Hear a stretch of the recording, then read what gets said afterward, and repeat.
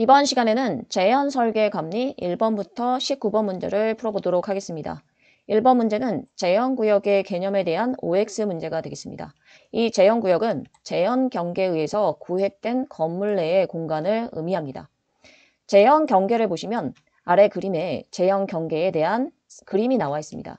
연기를 예상 제한 구역 내에 가두거나 이동을 억제하기 위한 보호 또는 제한 경계의 벽을 의미한다라고 보시면 됩니다.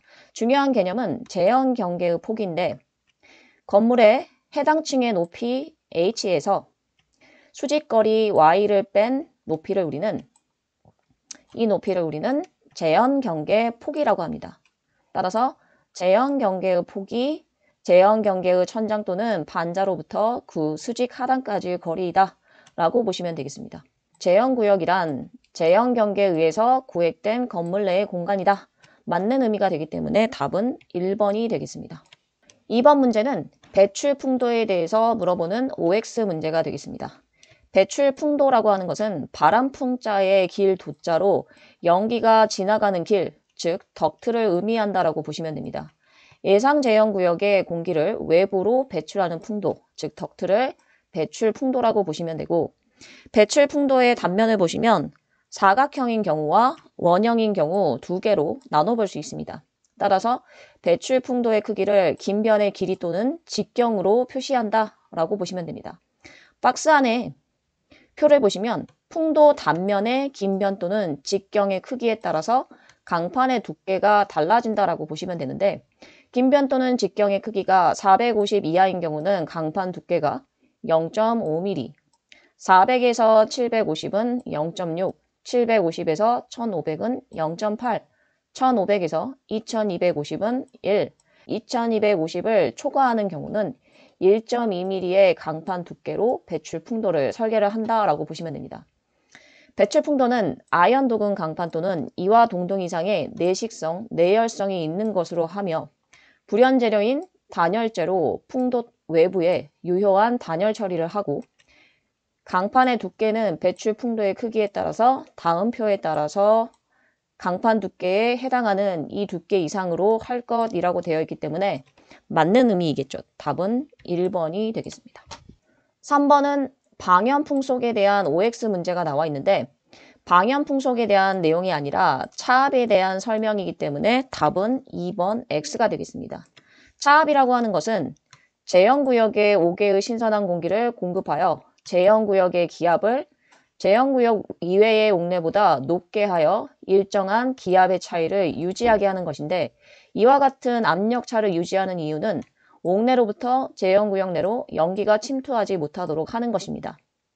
아래 그림을 보시면 거실이 있는데 거실을 화재가 발생한 옥내라고 보겠습니다. 화재가 발생하면 연기가 생성이 되고 실내에 있는 사람은 출입문을 통해서 부속실로 이동하게 됩니다.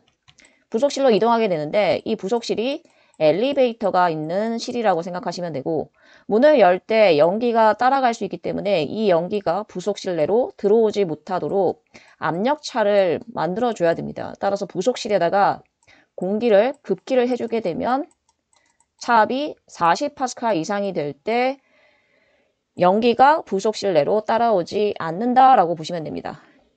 따라서 기준 차압 규정값이 40파스칼 이상이 되어야 한다. 40파스칼 이상을 여러분들이 반드시 암기를 하셔야 됩니다.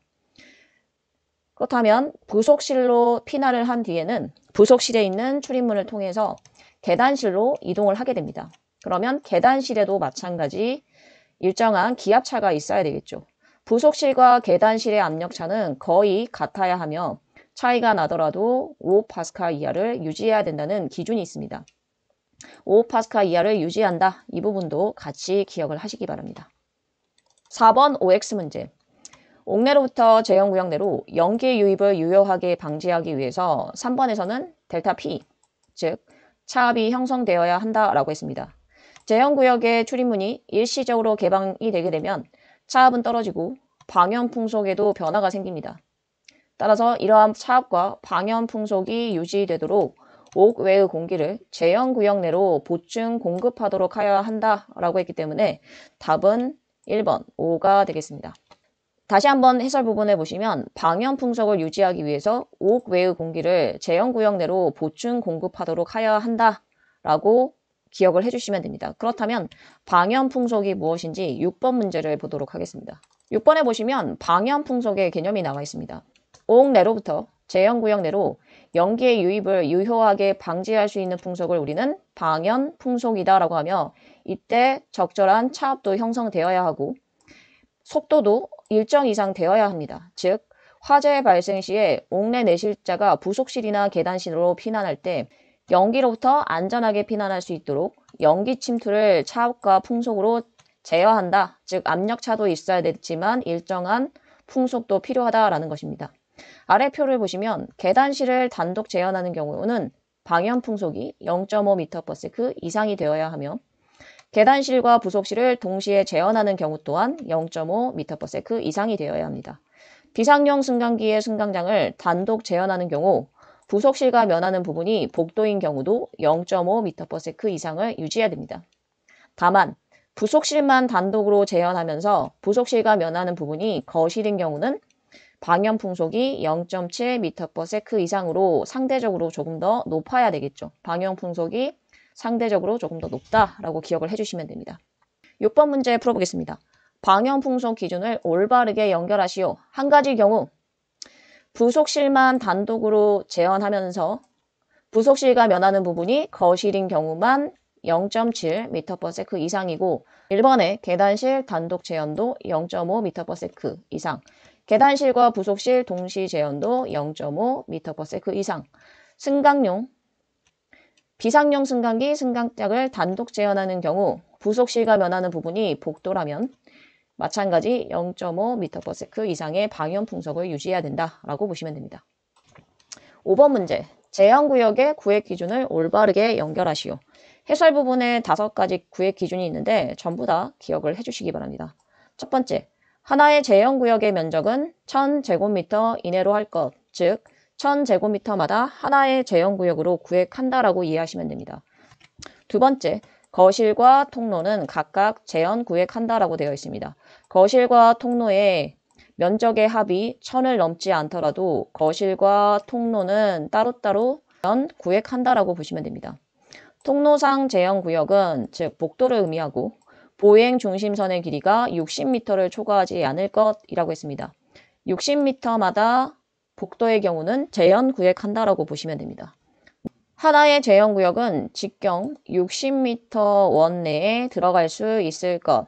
이 말은 하나의 재현 구역이 직경 60m 내에 있어야 한다라고 보시면 됩니다. 즉 하나의 공간이 있으면 공간의 출입구로부터 가장 먼 모서리 끝까지의 거리가 있을 것입니다. 이 거리를 직경으로 하는 원 내에 재현 구획된 공간이 포함이 되어 있어야 한다라고 생각하시면 됩니다.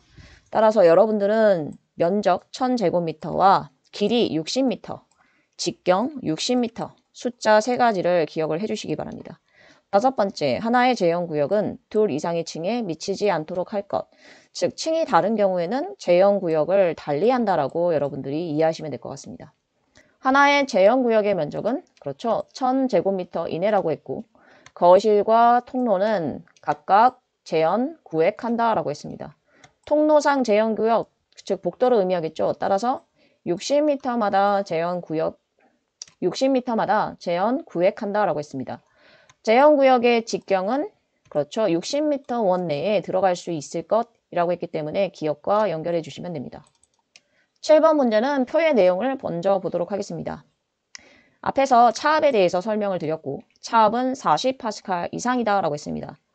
거실인 옥내에서 화재가 발생했을 때 연기가 생성이 되는데 피난을 위해서 출입문을 여는 순간 연기가 따라오게 됩니다. 이렇게 연기가 따라오지 못하도록 부속실에 공기를 급기 가압시키기 때문에 옥내와 부속실 사이에는 40파스칼 이상의 차압이 형성이 된다라고 했습니다. 스프링클러 설비가 설치되어 있는 경우는 12.5파스칼 이상 차압이 형성이 돼야 되며 출입문이 일시적으로 개방되는 경우에는 차압이 떨어지게 되겠죠. 그렇더라도 차압의 70% 이상을 유지해야 한다. 계단실과 부속실을 동시에 재현하는 경우가 있습니다. 이때 부속실과 계단실의 압력은 거의 같아야 되겠죠. 하지만 부속실과 계단실 사이에 차압이 형성될 수 있겠죠. 형성되더라도 5파스칼 이하를 유지해야 된다. 40, 12.5, 70%, 5파스칼 전부 다 숫자를 기억을 해주시기 바랍니다. 7번 문제 풀어보겠습니다. 차압은 40파스칼 이상이어야 되며 스프링클러가 설치되어 있을 때는 12.5파스칼 이상이다 라고 했습니다. 출입문이 일시적으로 개방되면 압력이 떨어지겠죠. 그렇더라도 기준 차압의 70% 이상을 유지해야 한다라고 했습니다. 계단실과 부속실을 동시에 재현하는 경우 부속실의 기압과 계단실과는 거의 같아야 되겠죠. 차이가 나더라도 5파스칼 이하이다 라고 했습니다. 8번 문제 보겠습니다. 재현 방식에 의한 분류를 올바르게 연결하시오 라고 했는데 해설 부분을 먼저 보겠습니다. 해설 부분의 재현 방식에 보시면 첫 번째 자연 재현 방식이라는 게 있습니다. 개구부, 즉 구멍을 통해서 자연적으로 배연, 연기를 빼내는 방법. 이 방식을 우리는 자연 재현 방식이다 라고 합니다. 아래 그림을 보시면 화재가 발생해서 연기가 천장 쪽으로 움직이게 되겠죠. 그러면 이 연기가 배기구를 통해서 자연스럽게 빠져나가게 됩니다.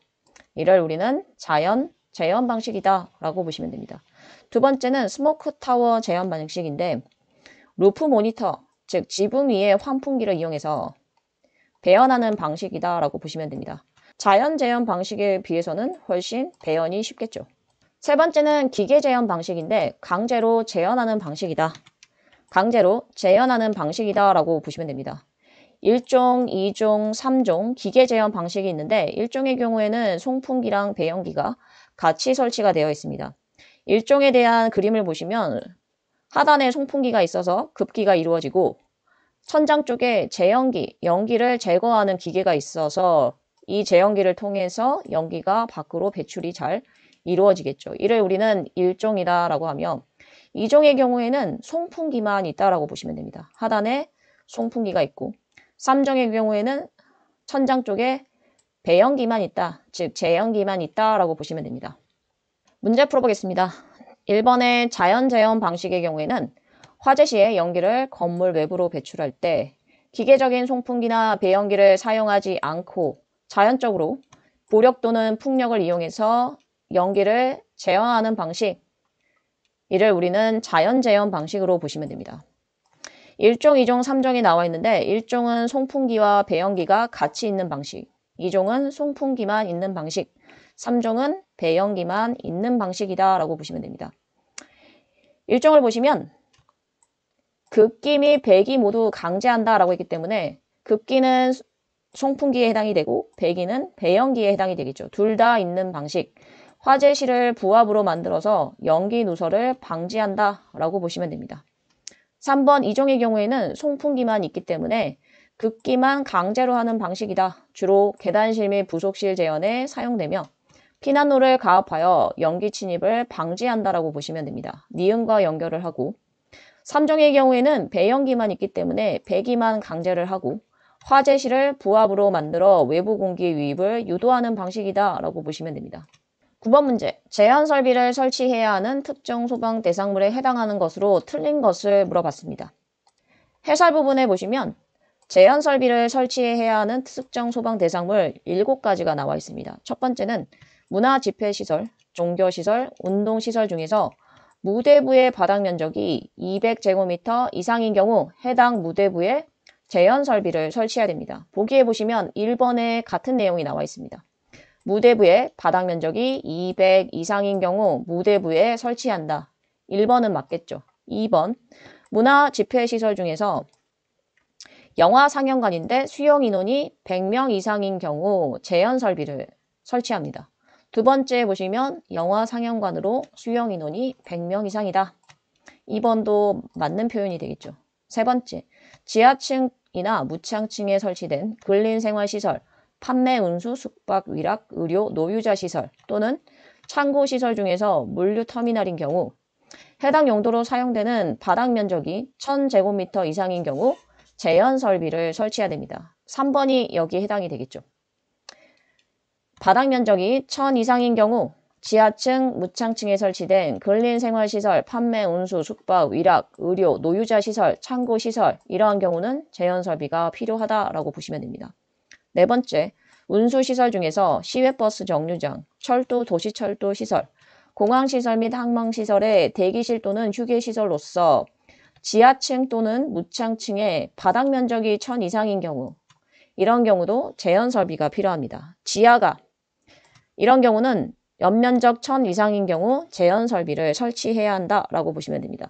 4번에 보시면 지하가로서 연면적 600이다 라고 했는데 600이 아니라 1000 이상인 경우 재현설비를 설치하기 때문에 4번이 틀린 답이 되겠죠.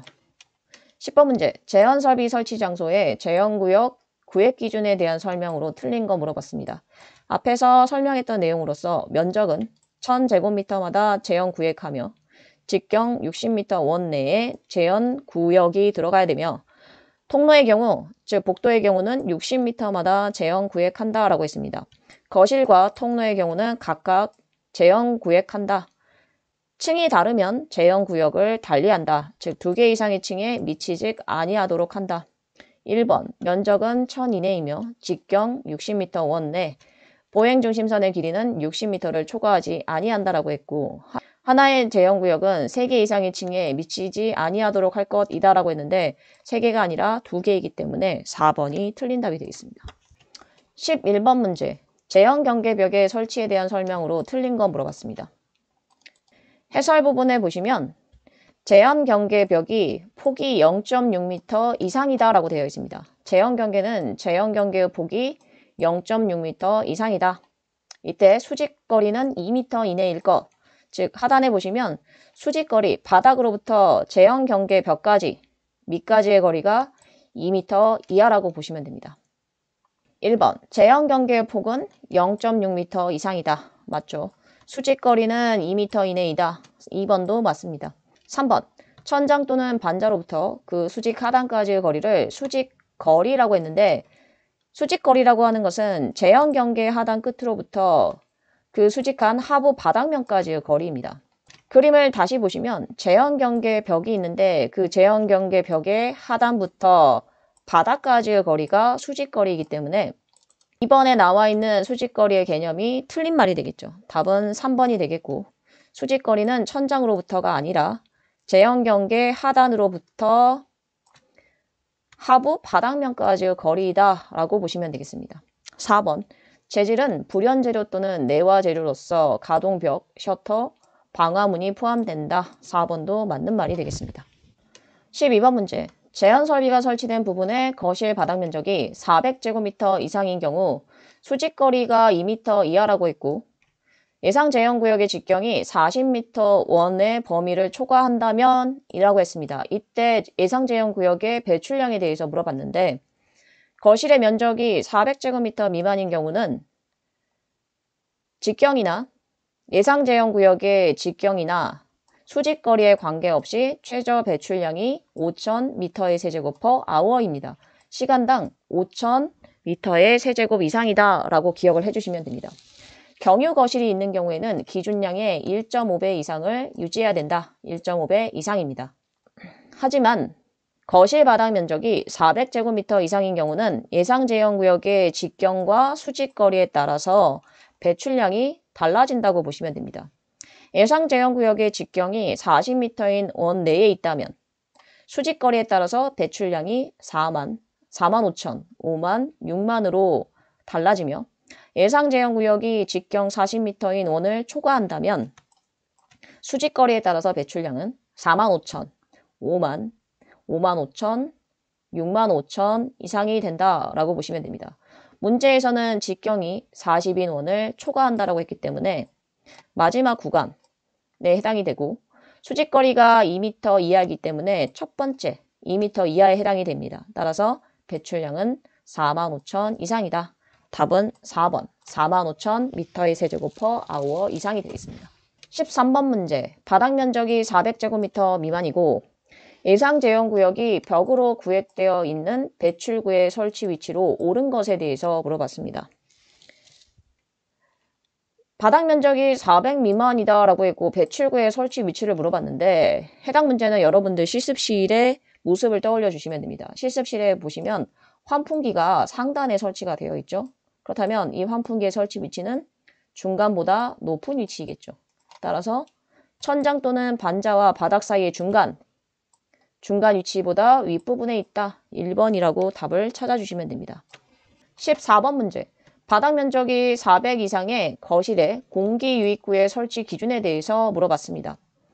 400 이상인 경우에 보시면 공기 유입구의 위치는 바닥으로부터 1.5m 이하입니다. 따라서 2번에 나와 있는 바닥으로부터 1.5m 이하의 높이에 설치한다. 2번이 답이 되겠죠. 15번 문제. 배출 풍도의 설치 기준 중 가로에 들어갈 알맞은 것을 물어봤습니다. 아래 그림을 보시면 하단에 있는 게 공기 유입 측을 의미하고 천장 쪽에 있는 것을 연기 배출 풍도라고 보시면 됩니다. 문제에서는 배출기, 즉 배출 풍도에 대해서 물어봤고 배출 풍도를 보시면 팬을 기준으로 들어오는 쪽이 유입측, 나가는 쪽이 배출측이 됩니다. 들어오는 유입측의 속도는 15m/s 이하이며 배출측은 20m/s 이하이기 때문에 배출기 흡입측의 풍도는 15m/s 이하이고 배출측은 20m/s 이하라고 보시면 됩니다. 따라서 답은 4번이 되겠습니다. 16번 문제. 제한 설비의 배출기와 배출 풍도에 관한 설명으로 옳지 않은 것에 대해서 물어봤습니다. 방금 전에 설명했던 부분을 떠올려 보시면 연기를 배출하는 배출기 쪽에 흡입측과 배출측이 있는데 각각 속도가 15m/s 이하, 20m/s 이하라고 했습니다. 3번을 보시면 배출기의 흡입측은 15m/s 이상이다. 이상이 아니라 이하이고 배출기의 배출측 풍도의 속도는 20m/s 이하이다 라고 했기 때문에 3번이 틀린 답이 되겠죠. 17번 문제. 제한 설비에서 유입 풍도 및 배출 풍도에 대한 설명으로 맞는 거 물어봤습니다. 계속 같은 그림이 나오고 있죠. 중요한 부분은 이 연기를 배출하는 배출 풍도가 되겠고 팬을 기준으로 유입측과 배출측이 있는데 유입은 15m/s 이하, 배출측은 20m/s 이하입니다. 4번에 보시면 배출기 흡입측은 15m/s 이하이고 배출측 속도는 20m/s 이하이기 때문에 4번이 맞는 답이 되겠죠. 18번 문제. 제한 설비의 화재 안전 기준에서 거실의 바닥 면적이 400제곱미터 미만으로 되어 있는 경우 바닥 면적 1제곱미터당 1m의 세제곱퍼 미닛 이상으로 배출량을 하되 예상 제한 구역의 전체에 대한 최저 배출량은 5,000m의 세제곱퍼 아워 이상이다 라고 했기 때문에 2번이 맞는 답이 되겠습니다. 400제곱미터 미만인 경우 최저 배출량이 5,000 세제곱미터 per hour 이상이다. 19번 문제. 거실 제한 설비 설계 중 배출 풍량 선정에 있어서 고려하지 않아도 되는 사항으로 맞는 것에 대해서 물어봤습니다. 배출 풍량을 선정할 때는 예상 제한 구역의 수직거리를 고려해야 되며 예상 제한 구역의 면적과 형태 그리고 공기의 유입 방식과 배출 방식도 배출 풍량을 선정하는 데 주요한 요인이라고 보시면 됩니다. 하지만 자동식 소화 설비 및 피난 설비의 설치 유무는 배출 풍량과는 관계가 없기 때문에 4번이 고려하지 않아도 되는 사항이 되겠습니다. 따라서 4번이 배출 풍량 선정 시 고려하지 않아도 되는 사항이라고 보시면 되겠습니다. 다음 시간에는 20번부터 39번 문제를 풀어보도록 하겠습니다. 수고 많으셨습니다.